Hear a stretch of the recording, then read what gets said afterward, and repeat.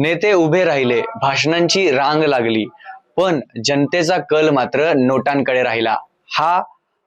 ही कुणाची हार किंवा जीत नाही, हा आरसा आहे जो लोकशाहीने अबोल पद्धतीने मांडलेला आहे. नुकतंच जे आहे नवी मुंबई महानगरपालिकेच्या निवडणुका ज्या आहेत त्या पार पडलेल्या आहेत आणि यामध्ये सर्वाधिक मतं जेवढी एखाद्या उमेदवाराला नसतील तेवढी मात्र नोटांना जी आहे ती पडलेली आहे. गेल्या अनेक वर्षापासून ज्या आहे ह्या निवडणुका ज्या होत्या त्या रखडलेल्या होत्या. मात्र ह्या वेळेस 2025 साली या निवडणुका झाल्या आणि ह्या निवडणुकांमध्ये जे उमेदवार उभे होते किंवा ज्या मोठमोठ्या राजकीय पक्षांनी ज्या उमेदवारांना उभं केलेलं होतं त्यांना जी मतं पडली त्याच्या दुप्पट किंवा तिप्पट म्हणता येईल असं नोटांनाही कुठेतरी मतं जे आहेत ते पडलेली आहेत.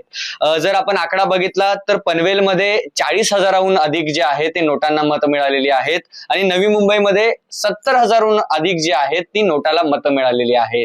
एकंदरीतच अभ्यासकांचं म्हणणं आहे की असंच जर नोटांचं जे आहे ते कल जर वाढत राहिला तर कुठेतरी हा सरकारसाठी किंवा लोकशाहीसाठी मोठा झटका जो आहे तो मानला जाणार आहे. 29 महानगरपालिकांच्या निवडणुका ज्या झाल्या त्यातील ही फक्त 2 महानगरपालिकेची जी आहे ती गणना आहे आणि त्यामध्ये जर आपण बघाल जर ह्या आकडा एकूणच 1 लाखाहून अधिक जात आहे, 1 लाखाहून अधिक एखादा मताधिक्याने जर आकडा जात असेल तर एखादा आमदार जो आहे तो निवडून येऊ शकतो. परंतु नोटाचा एवढा मोठा आकडा बघून जे आहे ते निश्चितच सगळ्यांना मोठा धक्का जो आहे तो बसलेला आहे.